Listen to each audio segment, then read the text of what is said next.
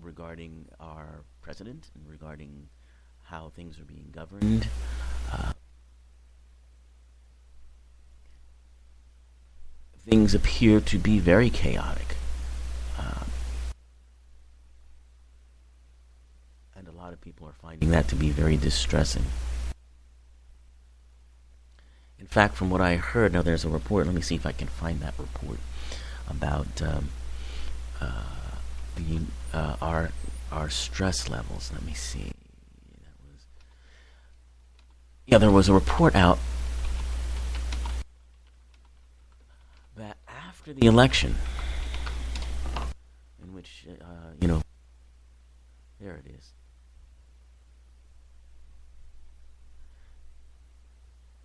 Yeah, after the election, people's stress levels have spiked. And so this article is there's one on Fox. This one is from NPR on NPR.org,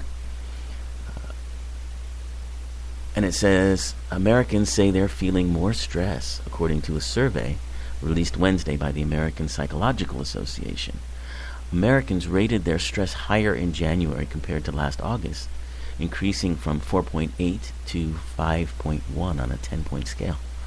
That's the first significant increase in the 10 years that the association has been doing these polls. Isn't that amazing?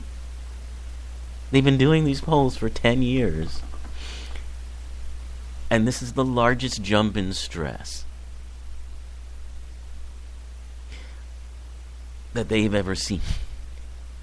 What's more, 57% of people polled in January said they were stressed about the current political climate. 66% were stressed about the future of our nation.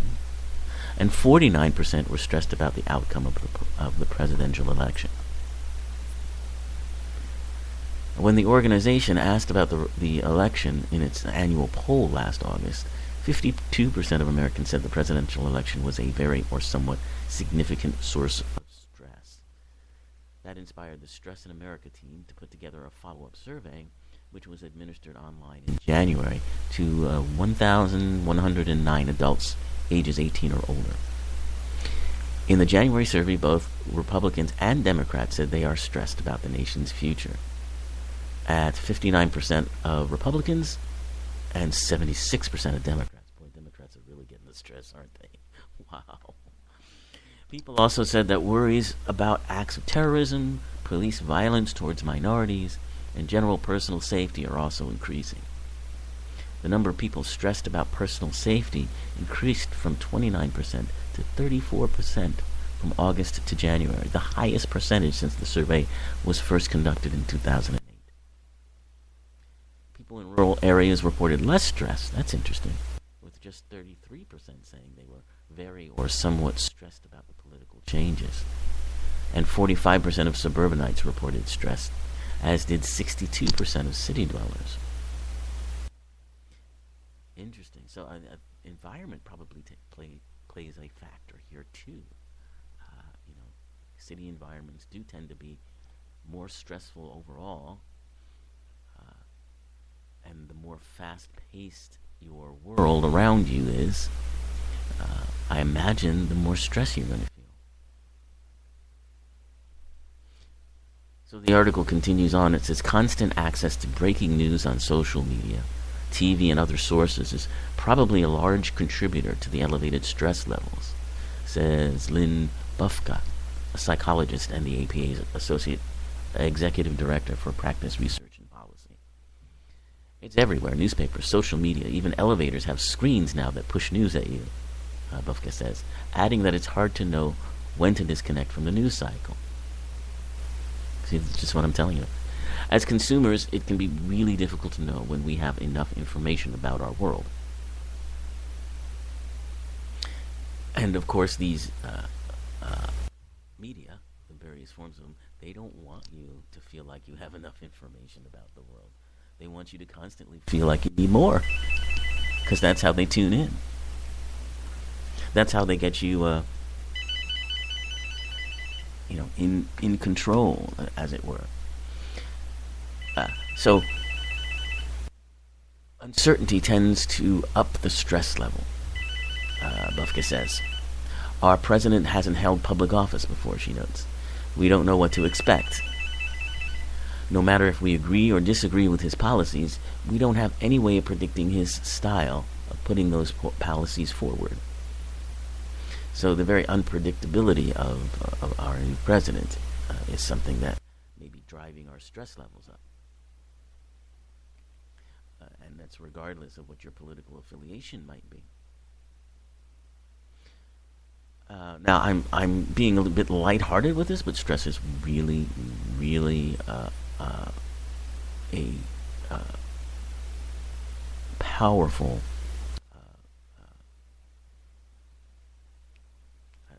I'm not sure quite what to call it, but it's definitely a powerful element that can make your health problems, worse if you have them, or give you health problems if you don't have any.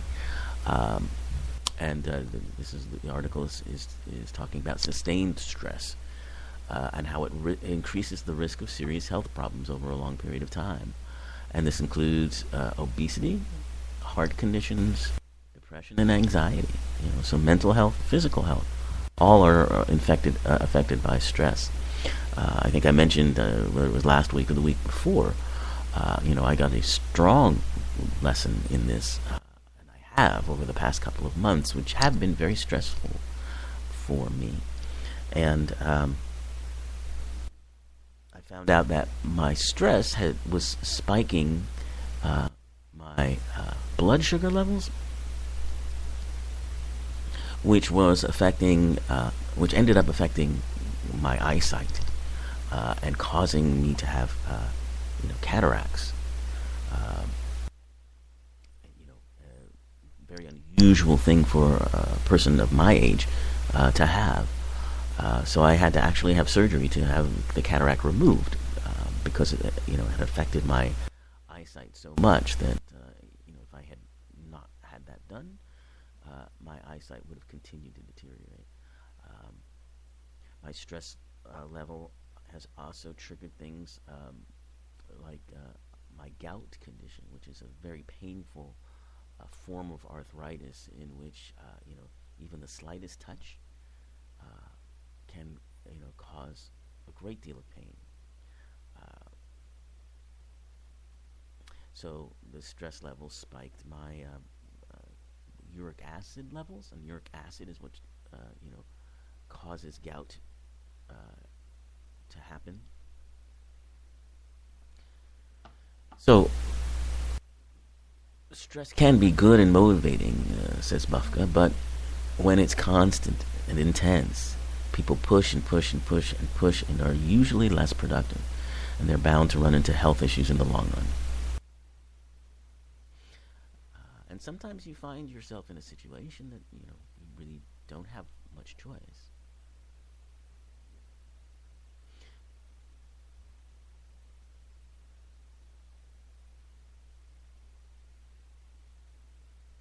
So, how do you overcome that kind of stress?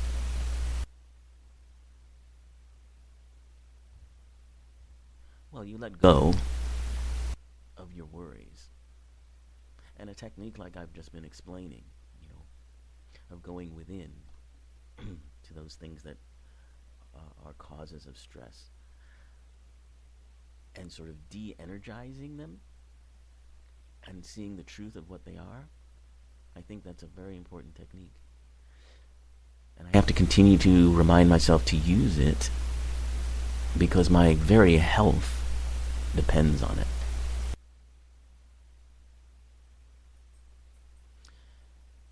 So that's some of what I mean by embracing the chaos. But what I'm also talking about is what's known as chaos theory. Chaos theory is a scientific and a mathematical theory about the behavior of systems, dynamical systems, which are highly sensitive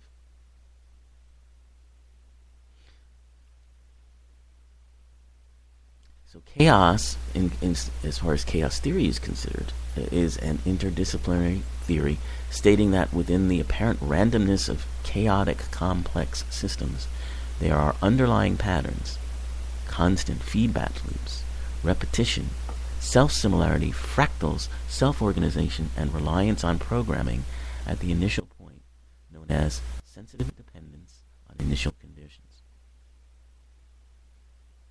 So in this chaotic system of seeming randomness, there is a self-organization. There's a similarity. There's a repetition. There's a peace.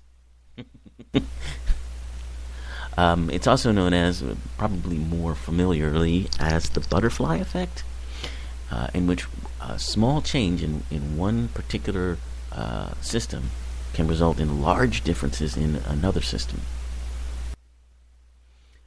So the butterfly effect is explained as a butterfly flapping its wings in Brazil can cause a tornado in Texas, because everything is connected. So small differences in initial conditions yield widely diverging outcomes in dynamical systems.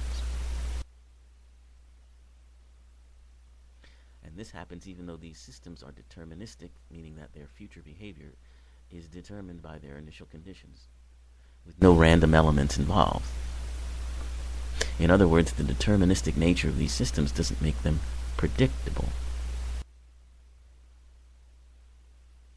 So the theory, summarized as this: chaos is when the present determines the future, but the approximate present does not approximately determine the future. In other words, you never know what is going to happen. And this chaotic behavior happens in all kinds of things. We see it in weather and climate. We don't know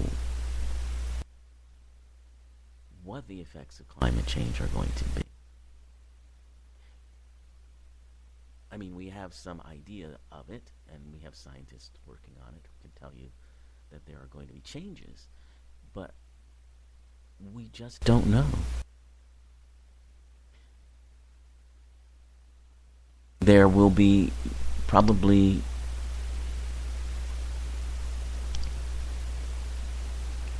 changes that might be perceived as healthy and helpful, and there'll be changes that are not so much. We know that Earth's average temperature is going to increase and continues to increase. But what effect that's going to have on these dynamic systems, no one can really say. It will change patterns and amounts of precipitation and storms and sea level. There'll be a reduction of ice and snow cover, which can cause some extreme events. That much we know.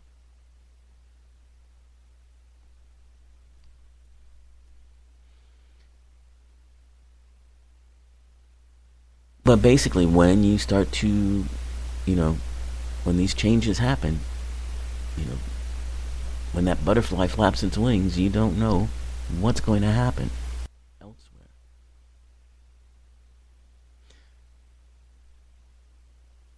So what I mean by embracing the chaos is understanding that underneath that seeming chaos or state of disorder is something that is very, I won't say predictable, because it's not, but it stays the same.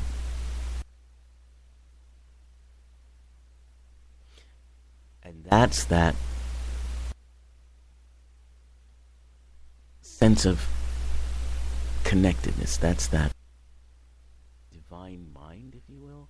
That's that peace that that little paragraph in the Daily Word was talking about. That peace that you find in the midst of all of it. And you do find it. It may be harder for some than others, but taking that